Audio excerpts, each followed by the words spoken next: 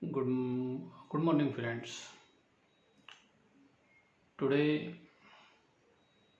we are going to learn or discuss the model number 5A, telephonic communication. This is the first communication skill unit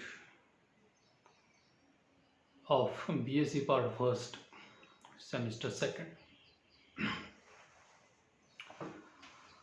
And there is one intention behind teaching communication skill unit first, and that is you should know, you should understand your daily activities. When you do, you should do it properly and correctly.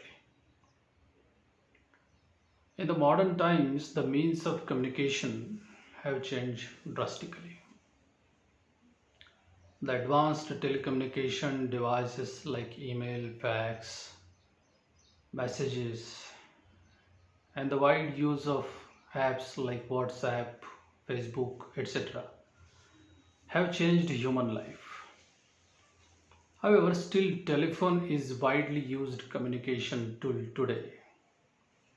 You can see landlines somewhere in our office also. In some houses also there is a landline.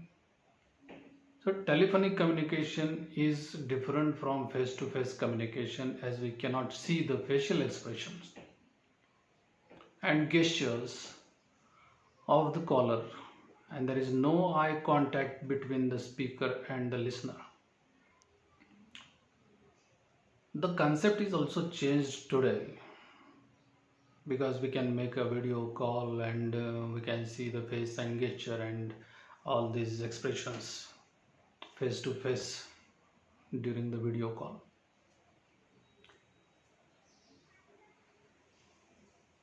In using telephone effectively, listening, questioning and speaking are three key skills.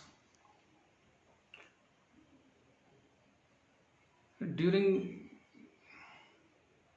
the last decade of the 20th century and the first decade of 20th century, landline telephonic communication was rapidly used by the people, and in that communication, effective listening skill, effective questioning skill and effective speaking skill, these three skills were required and still are required. When you just call to somebody, you have to listen carefully, you have to ask some questions, which is essential, and you should speak properly, fluently, uttering a word properly. So all these skills are quite essential uh, during telephonic communication. The purpose of this unit is to make students familiar with personal and formal spoken English used in a variety of situations while communicating on telephone. We use telephone frequently nowadays, and while speaking on telephone, some skills are required. As I already said, three skills are required. But you can speak, or you may speak, or you speak in variety of situations. So in each situation you have to use a specific vocabulary, specific words, specific questions and specific tone also. While working as a receptionist in a big hotel, as a switchboard operator in a big organization, or as an office assistant, you need to talk to people on phone, greeting them, introducing yourself, receiving messages, fixing appointments, booking accommodations in a hotel or seat on a plane or a train, etc. So these are the situations. For that you have to communicate with the people when you are a receptionist. In such situations, clear and precise telephonic communication is necessary. It is quite necessary for the listener to listen the speaker carefully and respond him clearly. So listening ability is quite essential during the telephonic communication when you are a operator, telephone operator. You should be brief, polite, and pleasant while communicating. Your language should be polite one. You should be brief in your expression, and you should be pleasant. You should speak confidently and clearly. Clear speaking and confident speaking is quite essential thing. You have to develop a cheerful and friendly tone also. The unit focuses on the basic guidelines for answering the phone. It helps to improve basic telephone etiquettes and communication skills. Now, let us look at some basic interactions in telephonic communication and note the spoken expressions. When you phone someone, introduce yourself first and then ask for a person you wish to talk to. So self-introduction is quite essential thing. Sometimes caller is not willing to disclose his identity, which is the wrong one. So first of all, you have to say your name,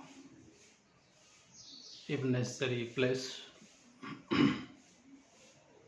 Like, hello, this is Samir speaking. Can I talk to Neha? As soon as the ring stops and the another person to whom you have called picks up the receiver, you immediately say, hello, this is Samir speaking, or whatever the name of you is. Hello, this is Samir speaking. Can I talk to Neha? Or you can start with another expression like, good morning, this is Suman speaking. Could I talk to Anaga? Or if you don't have a confidence about a telephone number, you can start like this. Hello, is this 652831? I wish to talk to Mr. Qatar. Something like this. Or another expression is here. Hello, I am Ambar Pradhan. Is Mr. Parulekar at home? So all these examples show that you have to introduce yourself first. And if you are at the other end and respond to the caller, if you have on the other end and you have to respond the caller, if the person is not instantly available, you can say, if the person to whom the caller is trying to speak and the person is not there and you are on the other end, you can say, will you hold on please? Or would you mind holding on? Or another way of expression, I'm afraid Neha is out of station. Is there any message for her? Or you can say, Katal speaking, what can I do for you? So these are the ways to express yourself when you are on the other end. And if the person to whom the caller wants to speak is not available, then you can say, differently or you can respond differently. This is the way you can express yourself on the telephone. There are some other expressions generally used by the people during the telephonic conversation. I will hold on. This is used during the telephonic conversation when you wait for the right person to come on the phone. Suppose you want to speak about to a particular person and the person is not there and somebody another person is on other end, and suppose the other end person wants to call the particular person to whom you want to speak, then you can say, I will hold on. Another example is here, I will put you through to Mr. Joshi, etc. You can say this only when you connect the caller through the extension number. Means you are in operating position and you can connect the caller to the receiver through yourself. Then and then only you can say, I will put you through to him.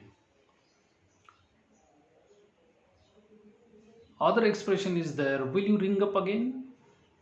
You can say to the caller, if you want the call, if the caller want to speak with a particular person, you can say, will you ring up again? If the person is not there and you received the call, could you give me your number? I will pass on this message to her. So all these kinds of expressions you have to use while telephonic conversation. If the caller says, please tell him Mr. Kale called him, your response will be, certainly I will. If the caller says, thank you very much, that's very kind of you, many thanks. If the caller says thank you very much, you have to say that's very kind of you, many thanks. The response of such thanks would be, you are welcome, or it's my pleasure, it was my duty. Such kind of expressions you can give when the caller says thank you very much. If there is a thank you very much from the caller side, you should say, it's my pleasure, or you should say, it was my duty, or you should say, no mention sir, please. So sometimes you have to ask the caller name, telephone number, purpose of calling, etc. You can ask it politely. May I have your number, please? If you use may, this is a polite request to that person. May I have your number, please?